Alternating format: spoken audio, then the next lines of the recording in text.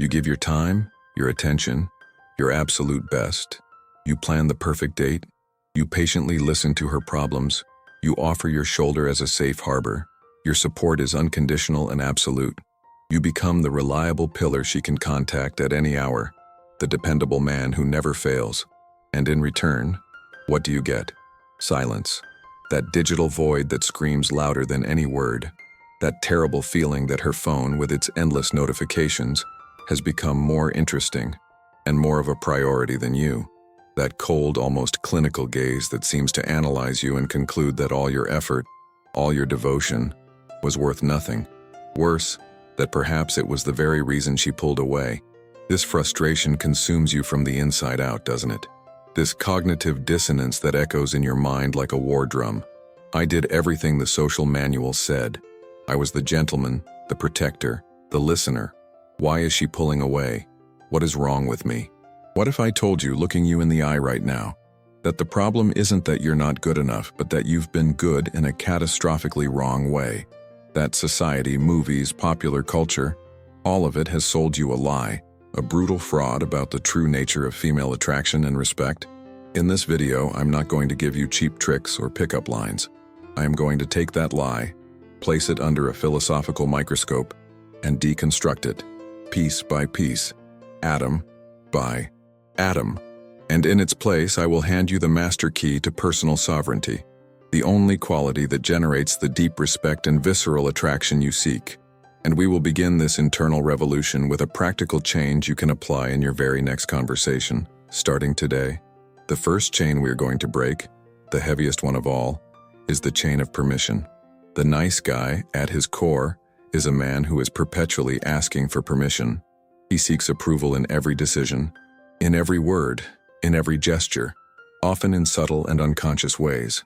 The phrase that serves as the national anthem for this state of being is, "What do you want to do?" Or its variations, "Where do you want to go? What movie do you want to see? I don't care.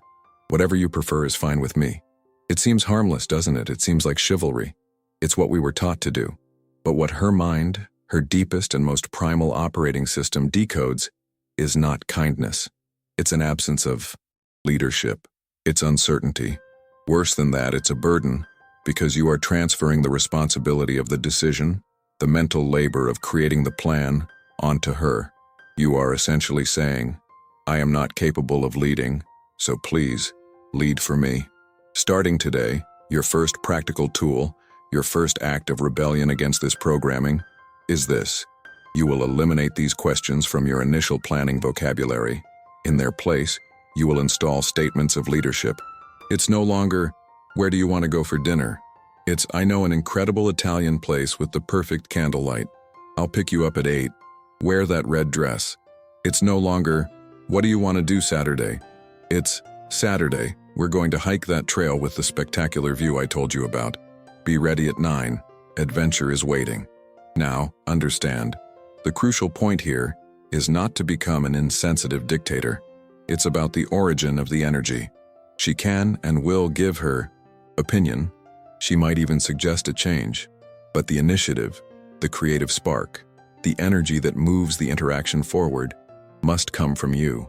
You present a clear and attractive plan. You lead. This small but seismic shift in language immediately alters the power dynamic and her perception of you. You stop being a boy who asks for permission and become a man who has a direction. Try it. The result isn't just immediate, it's transformative. But why does this simple change in phrasing work with such a primal and undeniable force? Because this change is perfectly aligned with the fundamental truth that unmasks the great social lie. And that truth, which I want you to memorize until it becomes part of your DNA, is this. Female attraction is not a direct response to your goodness, but to your perceived power. Let me repeat that, so it penetrates every layer of your conscious and subconscious mind. Attraction does not respond to your goodness as an act of service, but to your perceived power as a sign of competence and security. She didn't reject your genuine affection. She rejected the energy of uncertainty, the aura of hesitation from which it emanated. The gift was good, but the hand that offered it was trembling. Here, to understand the depth of this, we need to dive into the ancient waters of our biological programming. of evolutionary psychology. For hundreds of thousands of years, a woman's survival, and more importantly, the survival of her offspring, depended critically on her ability to choose a partner with the best genes, and crucially, the greatest ability to protect, provide, and lead in a hostile world.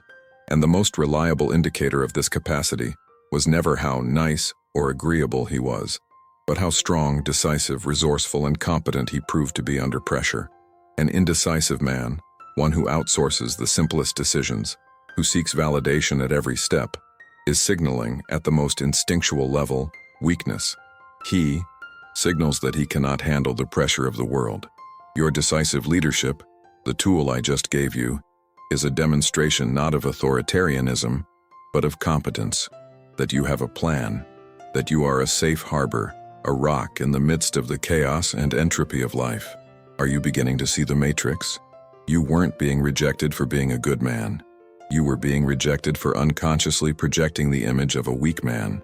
And we are going to demolish that image and rebuild, pillar by pillar, the fortress of your sovereignty. Leadership was just the cornerstone. Now let's talk about the most valuable resource you possess, and one you have been giving away for free, devaluing yourself in the process: your attention. Think of your attention not just as a currency, but as the investment capital of your life. Every text you send, every story you react to, every minute you dedicate to thinking about her, is an investment of your most finite asset: time. The pleading gentleman operates like a desperate amateur investor. He believes that the more capital he injects into her, the more affection he'll get in return. But the stock market of attraction operates on a brutally inverse logic. Anything that is abundant, omnipresent, and easily accessible by definition loses its value. Gold is valuable because of its rarity. Oxygen, while essential for life, has no market value because it's abundant. Your attention, when given at every moment, when it's always available, becomes like oxygen, essential but completely taken for granted, predictable, guaranteed, and therefore powerless to create attraction. Replying to her text in 30 seconds every single time, always being available for her phone call in the middle of your focused work, lurking online on Instagram, waiting for her little green light to appear, you are not demonstrating interest. You are demonstrating, unequivocally, that your life stops when hers begins, that she is the main event of your day and everything else is just a sideshow. And that, my friend, is the recipe for attraction disaster. The sovereign king, on the other hand, is a strategic investor. He understands that his attention is the manifestation of his time, and his time is the raw material of his life's mission, his purpose, his legacy. Therefore, he invests this capital with discretion, wisdom, and surgical precision. How do you apply this in practice? Authentically, and not manipulatively. Create authentic communication vacuums. The key isn't to play games by waiting to reply. The key is to have a genuinely interesting and busy life. If you're at the gym, focused on hitting your personal record, the phone doesn't exist. If you're immersed in a book that's expanding your mind, the digital world can wait. If you're in deep work, building your empire, your attention is firewalled. When you reappear, hours later, with a simple and calm, "Was locked in on a project? How was your day?" the perceived value of your reply and your attention will be 10 times higher, because she will feel that she competed with your purpose and won a moment of it. Be the master of the exit. A golden rule of attractive communication is to be the first one to end the conversation, especially when the conversation is at its peak. Leave her wanting more. This creates a healthy, attractive tension. Use leadership phrases like, "I've loved this chat, but I have to get back to my project now. It was great talking to you. We'll talk later."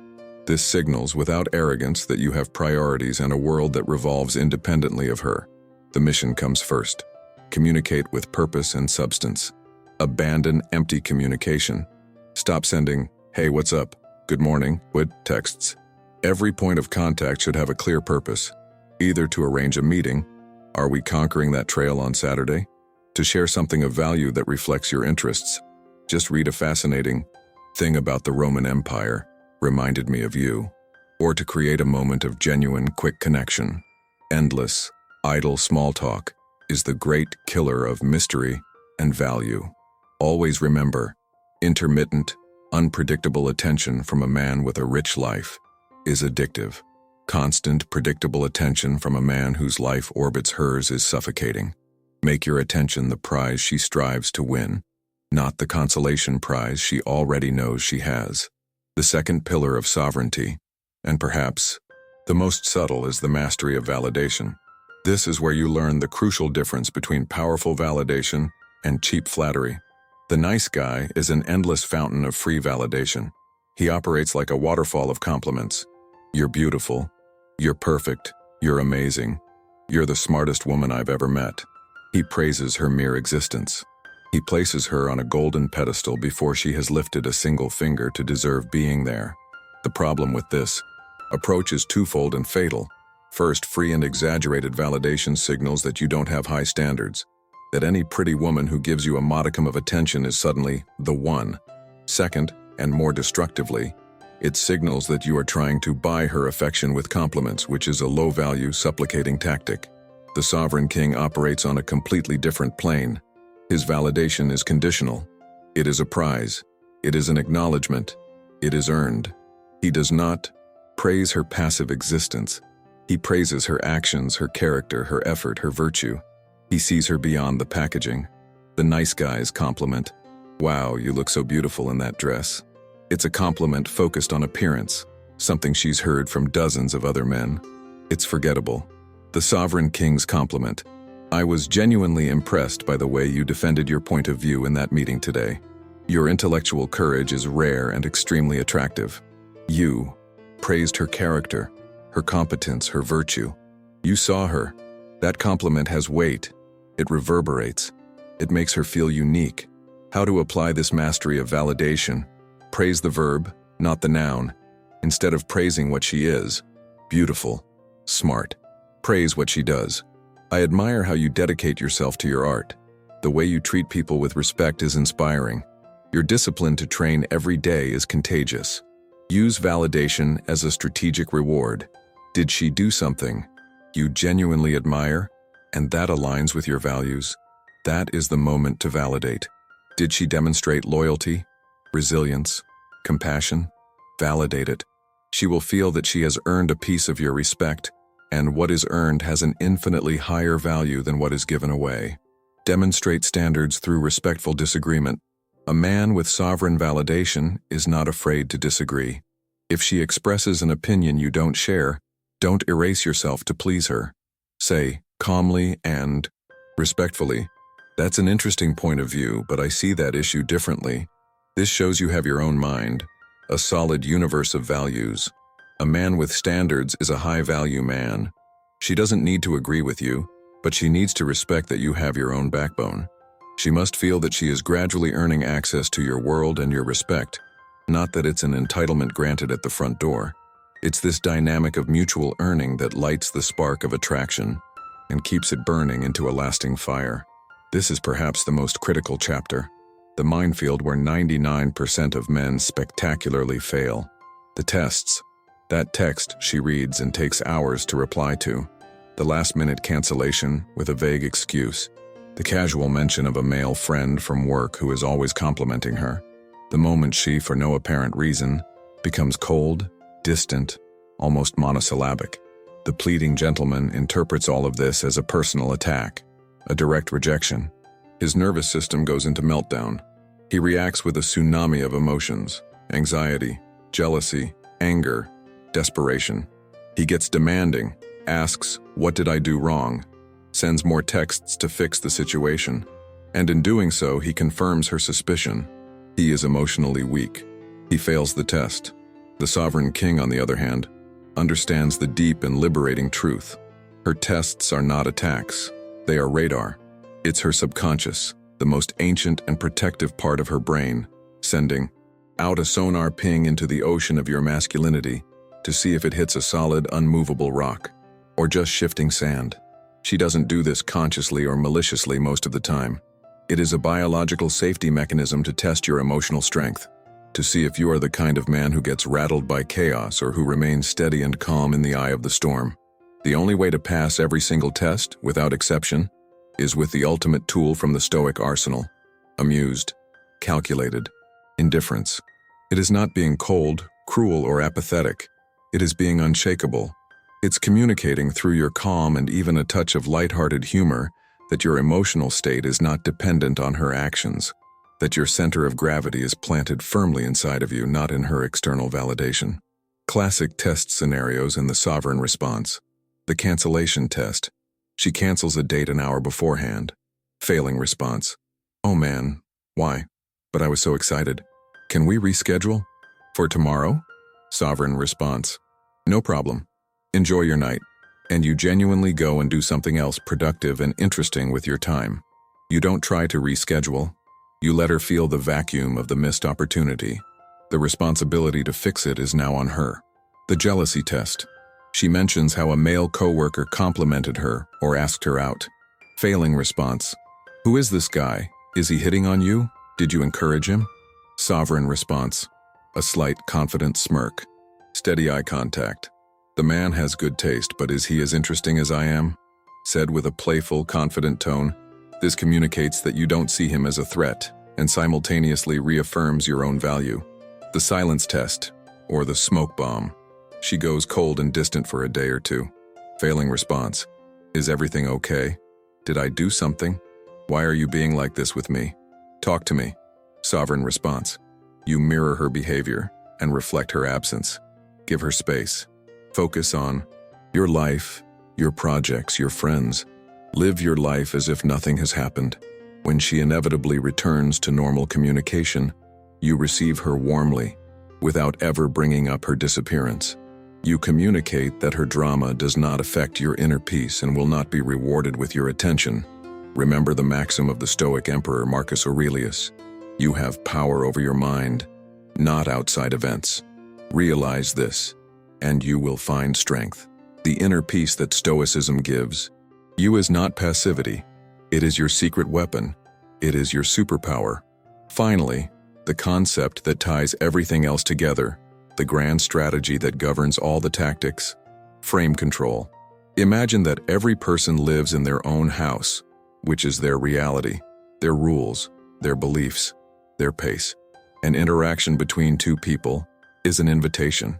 The nice guy abandons his own house, runs desperately to her door, and begs to be accepted into her reality.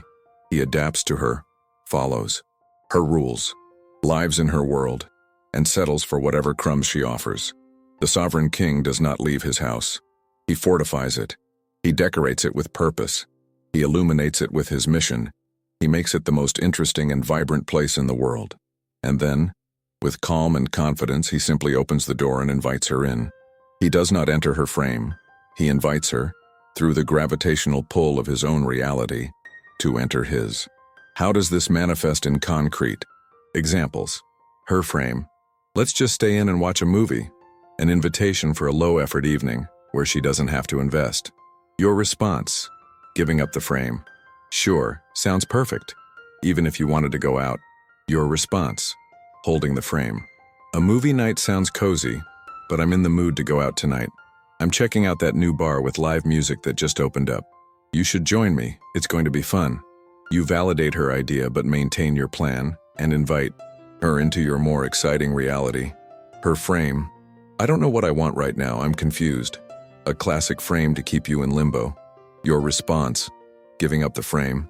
That's okay. I'll wait as long as it takes. Your response. Holding the frame. I understand. Confusion is a sign you need space to think. I look for clarity and decisiveness in my life and my relationships. If you ever figure it out and I'm still available, you know where to find me. You establish your standard, remove the pressure and pull away, placing the onus of the decision on her and demonstrating abundance. Controlling the frame is ultimately being the leader of your own life. It's having a mission so strong, a purpose so clear, that a woman becomes a magnificent complement to your journey, not the journey itself. It is your energy, your standards, your reality that sets the tone of the interaction. We have reached the end of our deconstruction, and at the center of it all, in the core of the reactor of sovereign masculinity, we find the final piece, the moment of true and definitive mastery. The great turning point, the epiphany that separates men from boys, happens when you realize not with logic, but in your soul, that the ultimate power is not in having her. The ultimate power is in the genuine calm and unshakable acceptance that you would be perfectly and absolutely fine without her. It is the moment when the fear of loss, the hunger for approval that has chained you since adolescence, simply dissolves into nothingness. And the cosmic irony, the beautiful and brutal truth of the universe of attraction, is that in this exact moment of stoic detachment, her attraction for you reaches its absolute stratospheric peak, because she finally feels on a cellular level that she is in the presence of a complete man, a universe unto himself, a king.